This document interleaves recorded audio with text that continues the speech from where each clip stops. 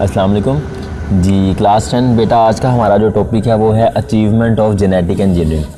कि genetic engineering एक बहुत वास्ट फील्ड और इंसान ने इससे बड़ा कुछ अचीव किया। हमने देखना है कि आखिर क्या क्या अचीव किया, हमें भी तो पता चले। हम जेनेटिक इंजीनियरिंग की बातें कर रहे हैं। नंबर 1 आती है हमारे पास इंसुलिन।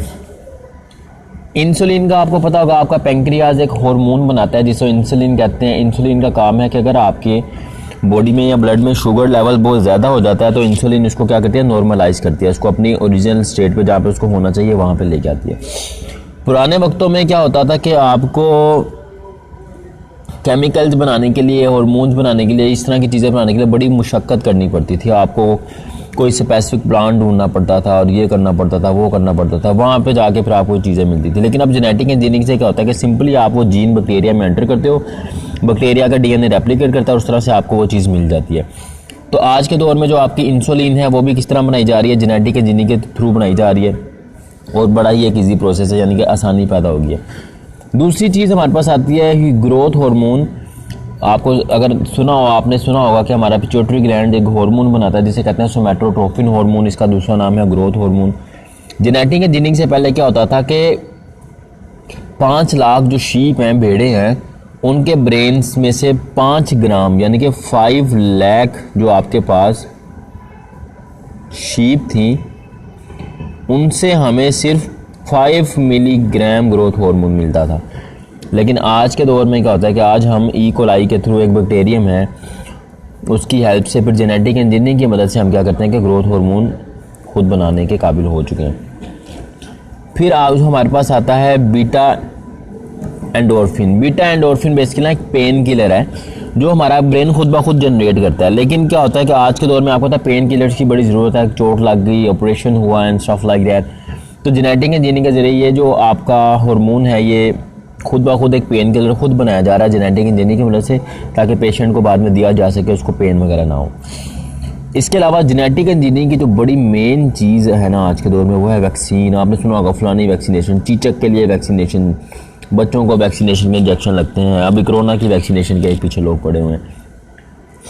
तो वैक्सीनेशन का जो प्रोसेस है, ये भी जो मरहूम मिन्नत है, ये किस तरह से आपका बन रहा है, ये सारी की सारी आपकी जेनेटिक इंजीनियरिंग ही है। इसकी मदद से अब साइंटिस्ट ने पाँव की डिजीज़ जो होती हैं, माउथ डिजीज़ होती हैं, कैटल गोट एंड डियर, इनमें जो डिजीज़ होती है ना, उन सारों को किसी हद तक उन्होंने काबू पा लिया with the help of genetic engineering. क्योंकि जेनेटिक इंजीनियरिंग से हमने इस तरह की वैक्सीन बना ली हैं जो कि इन बीमारियों के खिलाफ बड़ी कारगर साबित हुई हैं। फॉर एग्जांपल अगर हम आज के दौर की बात करें तो हेपेटाइटिस बी की भी वैक्सीनेशन आ गई है और उसके ज़रिए काफ़ी हद तक हेपेटाइटिस बी पे भी काबू पाया जा सके। फिर हमारे पास आता है इंटरफेरोन्स।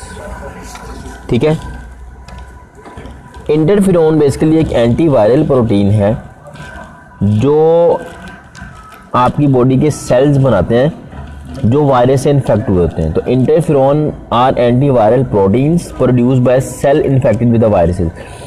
अब ये जो थी पहली प्रोटीन सेल बनाते हैं, लेकिन आज के दौर में ये प्रोटीन भी सबसे पहले 1980s में प्रोड्यूस की थी माइक्रो ऑर्गेनिजम्स की हेल्प से, और अभी हम जेनेटिक इंजीनियरिंग की वजह से ये भी बना रहे हैं। एक एंटीवायरल, आपको पता होगा वायरल जो डिजीज़ होती हैं वो क्या होते हैं, एक बंदे से दूसरे को, दूसरे से तीसरे को, वायरस की वजह से जो डिजीज़ आपकी कॉज हो रही होती हैं। फिर हमारे पास आता है यूरोकाइनेज। यूरोकाइनेज क्या है हमारे पास, ये भी एक एंजाइम है। आपको पता है एंजाइम क्या होते हैं? एंजाइम बेसिकली कैटालिस्ट होते हैं, बायो कैटालिस्ट इनको बोलते हैं, कि इंसान के जिस्म में जो केमिकल रिएक्शन हो रहे होते हैं ना, एंजाइम उनको स्पीड अप कर देते हैं। तो जो आपका यूरोकाइनेज है, ये जो है बेसिकली ये आपके ब्लड क्लोट्स में होता था कि urokinase is use to dissolve blood clots. कि अगर आपके ब्लड की क्लोटिंग हो गई है तो यूरोकाइनेज क्या करता है, उनको अपने अंदर डिजोल्व कर लेता है, तो क्लोटिंग कम हो जाती है। तो पहले ये भी आपका जो था आपकी एंजाइम बॉडी में होते हैं, लेकिन अब ये भी जेनेटिक इंजीनियरिंग से प्रोड्यूस किया जा रहा है माइक्रो ऑर्गेनिजम्स की हेल्प से। उसके बाद हमारे पास आता है एलिमिनेशन ऑफ हीमोफीलिया। ठीक है, तो हीमोफीलिया बेसिकली ना एक जेनेटिक डिसऑर्डर है। इसमें क्या होता है कि आपकी ब्लड क्लोटिंग नहीं होती, आपका ब्लड क्लोट नहीं होता। जब कोई जख्म होता है तो खून बहता रहता है। ये this one is an genetic disorder. ठीक है, ये अगर एक नस्ल से तो आगे नस्ल्स में कन्वर्ट होता रहता है। तो आपको पता है जेनेटिक इंजीनियरिंग की वजह से हम जेनेटिकली जो डिजीज़ होती हैं या जेनेटिक प्रॉपर्टीज़ होती हैं उनको भी अब मॉडिफाई करने के काबिल हो गए हैं। तो आज के दौर में जेनेटिक इंजीनियरिंग की वजह से जो आपकी हीमोफीलिया है इसको भी काफ़ी हद तक एलिमिनेट किया जा चुका है और कर रहे हैं।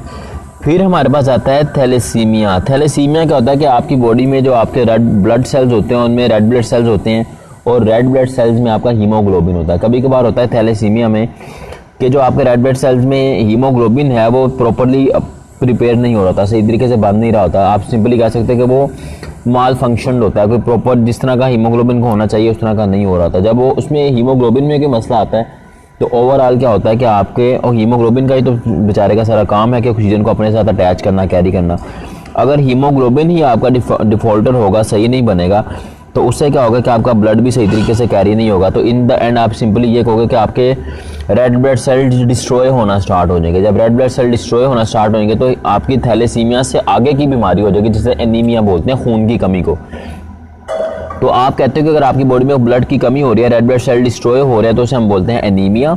और थैलेसीमिया क्या है कि आपको जो ब्लड में हीमोग्लोबिन है उसका स्ट्रक्चर सही नहीं है, वो इनहेरिटेडली वो प्रॉपरली आपका वो बन नहीं रहा, जिससे क्या हो रहा है कि आपका जो हीमोग्लोबिन है वो ठीक थी, ऑक्सीजन को कैरी नहीं कर रहा। जब ऑक्सीजन को कैरी नहीं करेगा तो रेड ब्लड सेल्स डिस्ट्रॉय होना स्टार्ट हो जाएंगे। ठीक है, तो आज के दौर में आपकी जेनेटिक इंजीनियरिंग की वजह से इसकी बीमारी को भी ठीक किया जा रहा है। एंड द लास्ट वन इस क्या है कि नाइट्रोजन फिक्सिंग बैक्टीरिया। आजकल आपको पता है प्लांट्स को ज़मीन में जब होते हैं तो अब वो क्या करते हैं कि एयर में से जो बैक्टीरियाज होते हैं वो नाइट्रोजन को लेके इसको नाइट्रेट्स में या नाइट्राइट्स में कन्वर्ट करते हैं, फिर उनको आगे प्लांट्स में प्रोवाइड किया जाता है।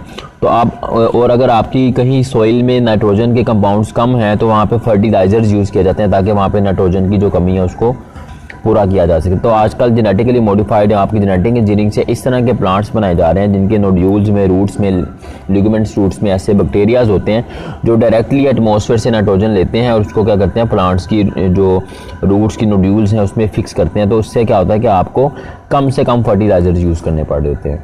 ठीक है, तो ये था बेटा हमारे पास सारा के जेनेटिक इंजीनियरिंग कहाँ कहाँ यूज़ हो रही है, क्या क्या फ़ायदे हैं, और इन सब में आपको कौन सा सबसे बेहतरीन लगता है, अपनी भी ओपिनियन दिया करो। अगर आप मेरे से पूछो तो मुझे सबसे अच्छा जो लगता है इसमें एक वैक्सीन लगती है, दैट इज़ नंबर 1। और इसके अलावा जो आपकी इनहेरिटेड डिसीज़ हैं जो एक नस्ल से दूसरी नस्ल में कन्वर्ट होती रहती जो इनको ब्रेक किया गया, इनको रोका गया, that is one of the most important thing of the world right now. क्योंकि ये वो बीमारियाँ थी जिनका एक रोकथाम बड़ी पॉसिबल ही नहीं थी। लाइक एक जनरेशन से दूसरी में, तीसरी में वो बच्चा जो नया पैदा हुआ उस बेचारे का कुछ सूर ही नहीं, उसको कुछ पता ही नहीं क्या हो रहा है। तो जो जेनेटिकली आपकी जो स्प्रेडिंग डिजीज़ हैं उनके ऊपर जो काबू पाया गया, that is the one of the most, मैं कहूँगा कि most important achievement of the genetic engineering. इसके अलावा आप कैस्पर टेक्नोलॉजी आ गया, उसमें डिजाइनर बेबीज़ बना सकते हैं एंड स्टफ लाइक दैट। तो इसको बेटा अच्छे तरीके से कर लेना। This one is one of the most important long question of this chapter. बाकी कोई क्वेश्चन कोई मसला हुआ तो you can ask me in the comments. Thank you so much. अल्लाह हाफिज़।